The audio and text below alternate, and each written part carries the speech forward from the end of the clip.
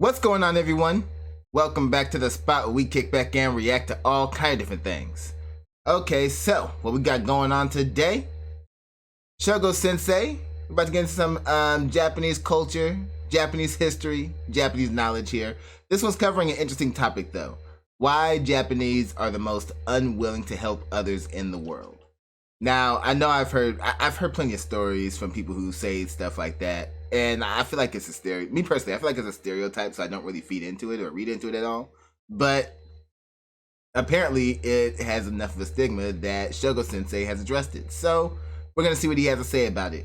Apparently, there may be some underlying cultural things that might have roots with this stigma. So we're gonna check this out, learn a little bit about Japanese culture. All right. But before we do, if you have not subscribed to the channel yet, what are you waiting for? It costs you nothing, and it keeps you up on all new videos get dropped on this channel, not to mention it gets us one step closer to our goal for this year, trying to get to 3,500 subs. Okay, and on top of that, starting February 6th, I'm going to start going live every Monday starting 10 p.m. I'm going to be doing live reaction requests. So if you have any requests lined up, go ahead, save them for then, and we're going to have a good time hang out, all right? Anyway, let's go and get into this. We got Let's Ask Shogo, answering why Japanese are the most unwilling to help others in the world. Let's go. So, let's wrap this up. The answer to the question, why don't Japanese people share with others? Or why are they cold-hearted? Is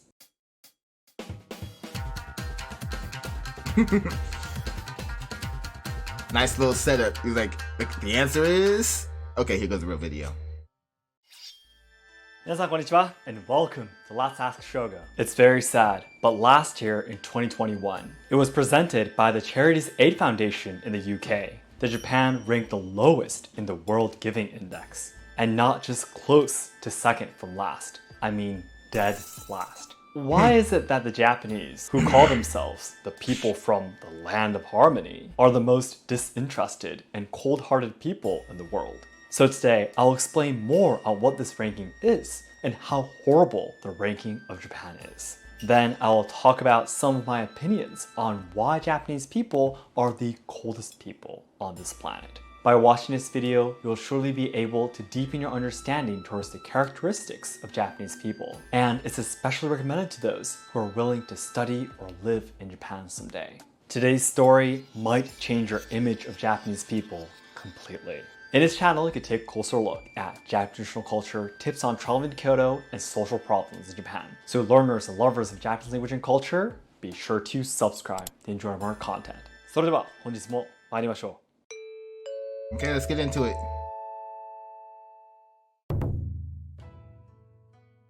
First of all, let's take a closer look at the data that proves Japan is the country with the most cold-hearted people. The World Giving Index is data published by the Charities Aid Foundation, a charity organization in the UK which has been presented since 2009. They asked people from each country whether they've done the following 3 things in the past month. 1. Helped a stranger or someone you didn't know who needed help. 2. Donated money to a charity. 3. Volunteered your time to an organization.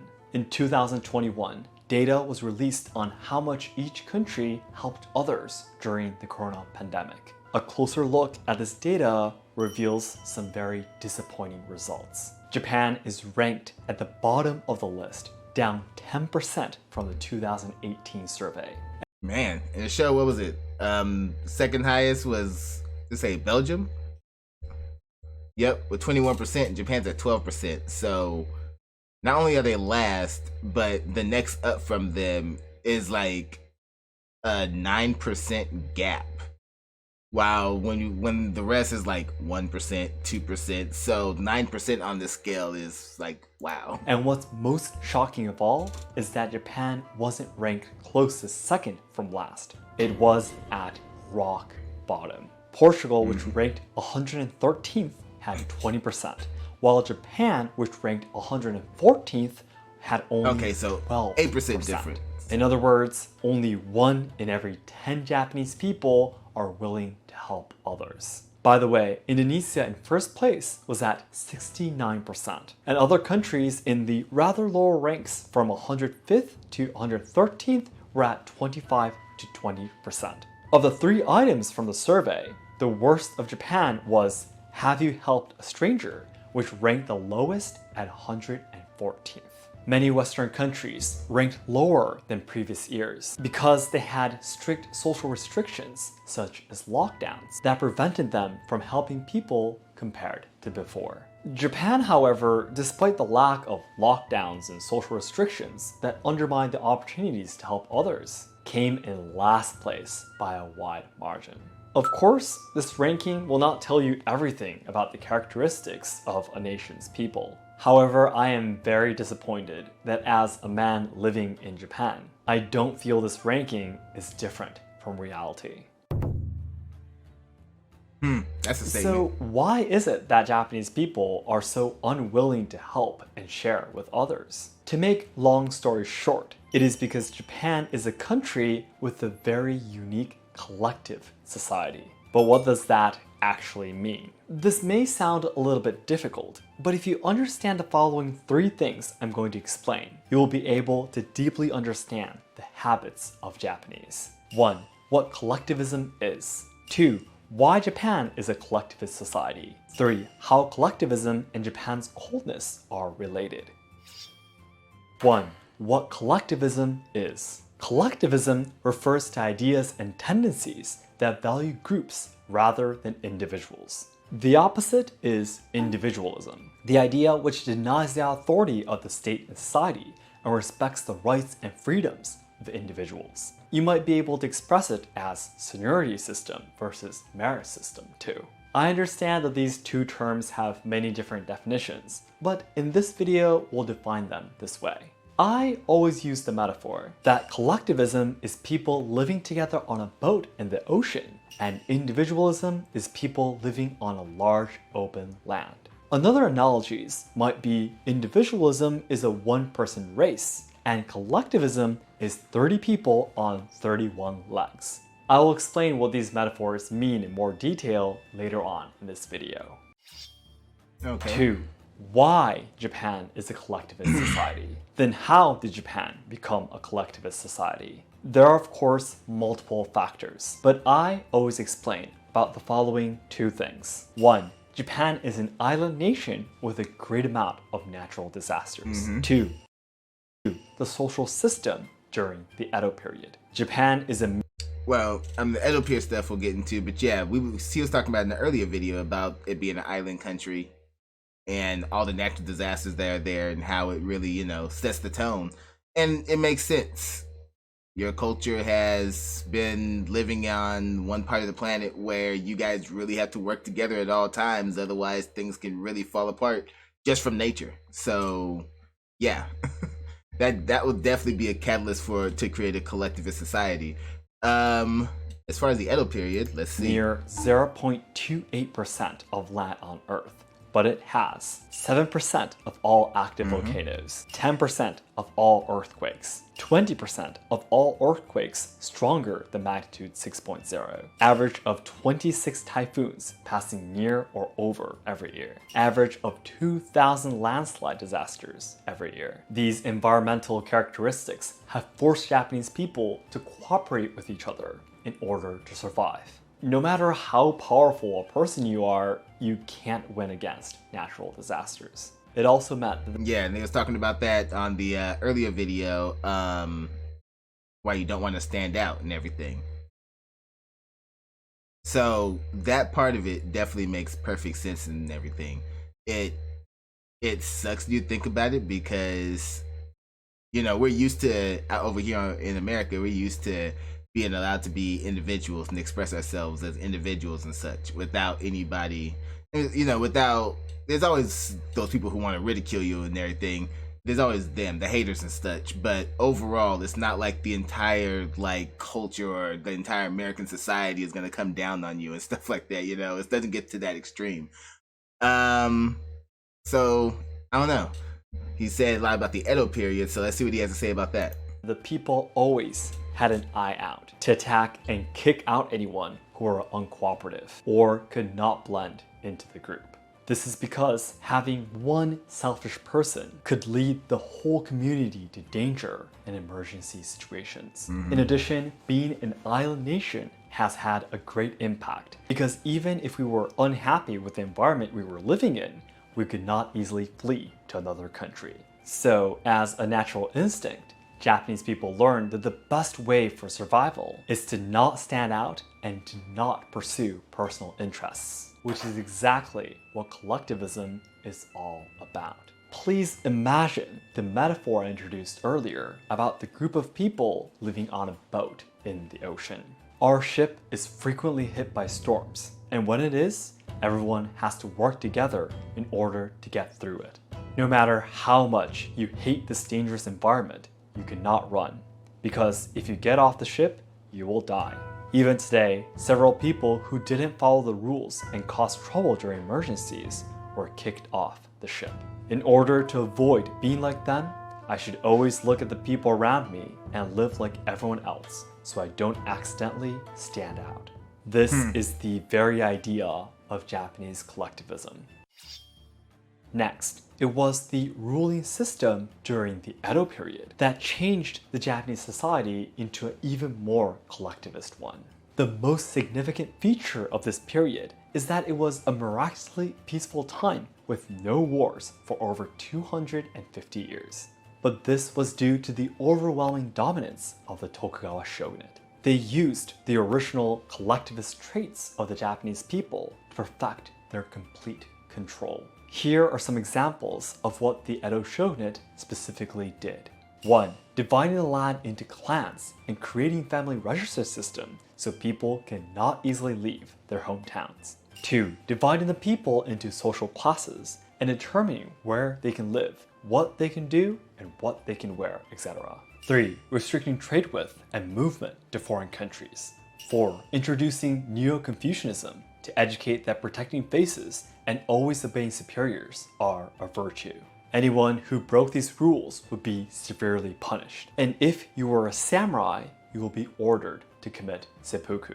In other words, they tried to eliminate conflicts and minimize problems by clearly deciding who could live where and what they could do on the ship. Thus, among the Japanese... And remember that he was saying you'd be severely punished, and as a samurai, you would have to commit seppuku. And you have to remember that the samurai, outside of the shogunate himself, they're the ones who had, all the authority. And even they had to walk on eggshells. It's like, oh, if we screw up, we got to off ourselves, basically. So, yeah, that can definitely, like I said, went from a regular collectivist to extreme collectivism. Japanese people, the most important thing in life is not to disturb the harmony within the space and to carry on the tradition without making changes. Our ancestors lived and died fulfilling their assigned status and role as they were supposed to. It's hard to believe that such a complete control by a single government was possible, but history speaks for itself. Now, before we move on to the next chapter, there is one thing I need to make. I feel like the only reason why it was possible was because of the fact that Japan is an island nation and the fact that their landmass is so limited. On one hand, that's like one of the scenarios that makes such a thing possible. But at the same time, because they were an island nation and because they're trying to survive and because we're not talking about modern times and such, at the same time, when you really look at it, that government structure also kept the Japanese government and the Japanese people going for a really long time before the world became more industrialized. So it's like, you can look at it for all of its negatives, but at the same time, you can also see where it was useful for everybody involved as well. So it's one of those double-edged sword kind of things. You can't fully embrace it as a good idea, but you can't completely dismiss it as a bad idea either. It's like they did the best they could with what they had, kind of scenario. Make clear. It is that Japan is a collectivist society, but this doesn't mean that each individual actually values the group and likes to do the same thing as everyone else. If Japan is collectivist because it likes and cares the group, then we should be helping each other more, right? While acting in a collectivist manner, each person is an individualist, putting their own interests first. This is the point where Japan's collectivism is unique. 3. How collectivism and Japan's coldness are related. Finally, this is the most important part of today's video. The biggest difference between collectivism and individualism is whether people act to earn positive points or to avoid negative points. Let me use some examples to explain.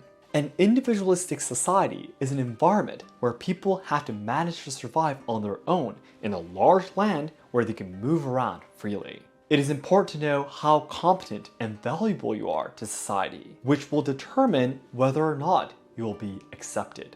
In other words, people who are more skilled or can act for the benefit of others are valued. Therefore, people act in order to earn positive points. In collectivism, this is the complete opposite. A collectivist society is a society where people live together on a boat in the ocean, following the rules and being careful not to be spotted and kicked out. In other words, the main focus of our actions is how to avoid being different from others and being rejected from society. In collectivism, being outstandingly better than others or being unnecessarily kind to someone can even have a negative meaning. It's because that person is different. In reality, there are tons of people who criticize those who take part in volunteer activities as trying to unneedily show they are a good person, or those who donate to charity as a publicity stunt. Let's also use the analogy that individualism is a one-person race, and collectivism is a race with 30 people on 31 legs. Because you run in races alone in individualism, the faster and more skilled you are, the better. However, collectivism requires all 30 people to run at the same stride and pace, otherwise they will all fall together. One person who is incredibly fast, tall, or have outstanding abilities is just a nuisance. This is why these kind of people are attacked and kicked out of the group. People who live in an individual Man, so it's not even just, standing out when making a mistake. It's like, even if you shine in that sense, it's seen as a negative. And we see nuances with that, when it comes down to celebrity, even with celebrities in Japan, you don't really see them like talked about outside of the people who are like their big fans and everything.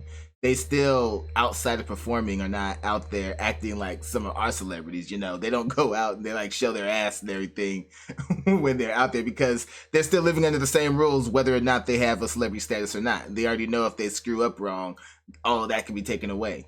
So it's crazy. It's like, not only do you have to worry about getting ostracized for doing something that's basically a big mistake, or screwing up real bad, you can also be ostracized just by doing too good, doing too well, and just being better at something than everyone else. It's crazy. And could you imagine the amount of stress that puts somebody under?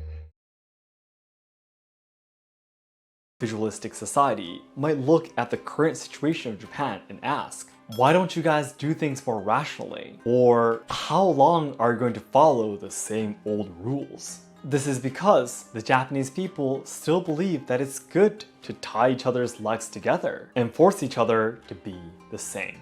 Or I should say, that's the only way they know how to run a society. So let's wrap this up. The answer to the question, why don't Japanese people share with others? Or why are they cold-hearted? Is doing something good for others has a rather negative meaning. It is better to do nothing than to do something badly and stand out. This is the fundamental way of thinking of Japanese people. So in other words, instead of thinking I should try anyway, it's I shouldn't try because the consequences on if I screw this up. In other words, In other words, it's like there's no motivation to be brave out there in that sense. Because you see something you could help, but you're like, I could screw that up and that would look really bad on me, so let's not even make the effort. That's pretty much what he's saying right there. Which is, it's understandable, but at the same time it's kind of sad, you know? Regarding the things that I have explained, the main reasons why Japan's ranking in the World Giving Index has dropped, especially during the corona pandemic, are 1. You will be attacked by others if you test positive with COVID, so people quit interacting with others. 2. People who used to help visitors from abroad are no longer doing so because of the isolation. In Japan, people who have tested positive with COVID or were financially troubled by it were not helped or supported, but rather subjected to violence as they were considered to be a burden to the group, or in this case, the country. Many celebrities have suspended their activities due to COVID-related events, and people living in the countryside put up signs all over town telling people to not come home from the cities. Seeing the situation, people start to avoid getting involved with others as much as possible.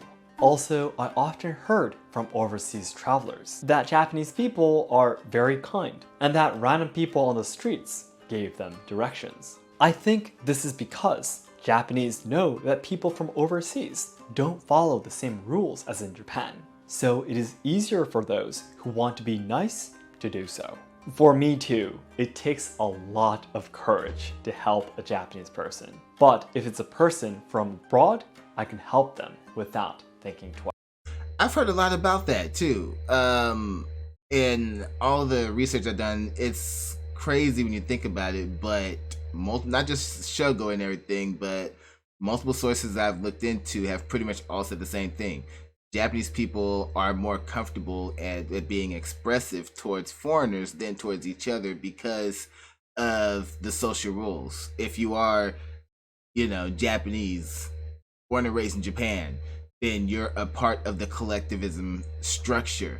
And anybody who you talk to who's also Japanese, you're talking in that structured format.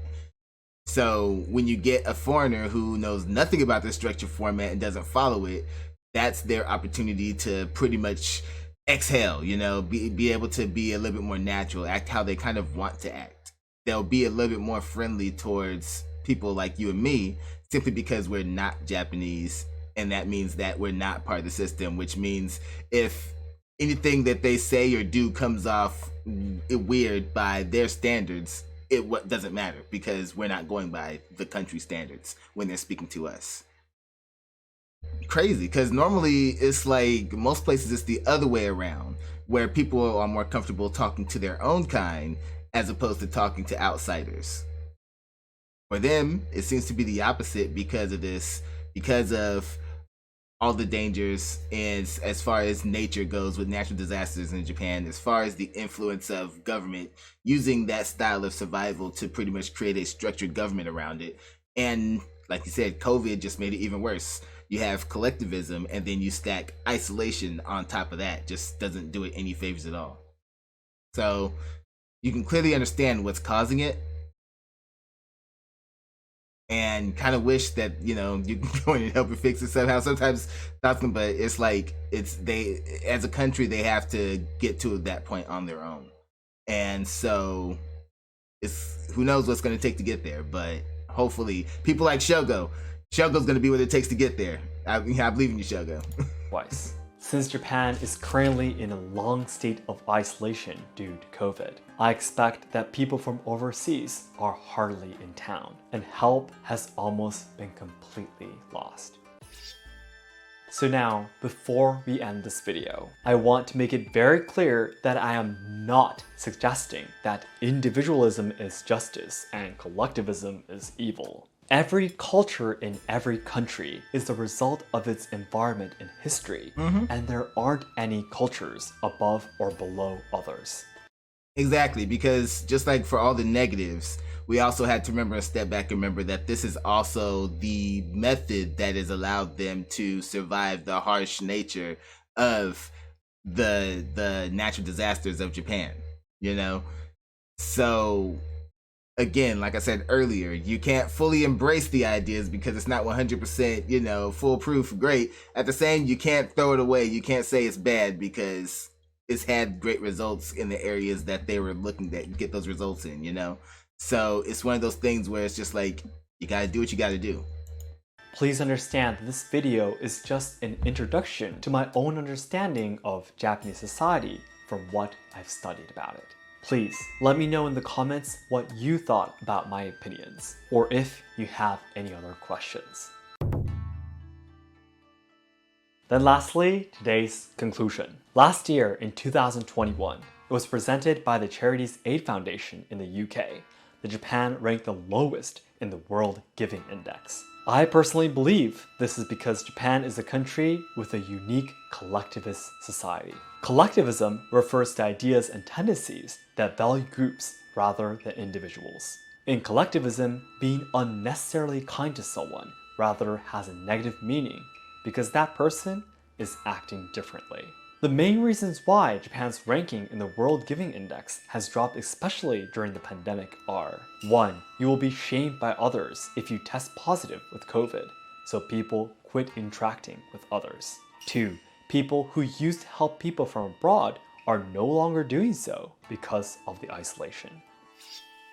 So that's it for today. Thank you very much for watching. If this video helped you to deepen your understanding towards Japanese society and the characteristics of Japanese people, please hit the like button to help me boost this video to more people. And our goal is to achieve 1 million subscribers by January 2023, so your help would mean a lot. And please check out our... Alright, well, domo arigatou gozaimasu, Shogo Sensei, for giving us that knowledge. Alright, y'all, so y'all know what to do. Go down in the comment section. Let me know what y'all thought about this one. Let me know what you'd like to see me react to next. Hit that like button before you go. Share this video with everyone you know. And subscribe if you haven't done so already. Alright, so till next time, take care of yourselves. And I'm out of here.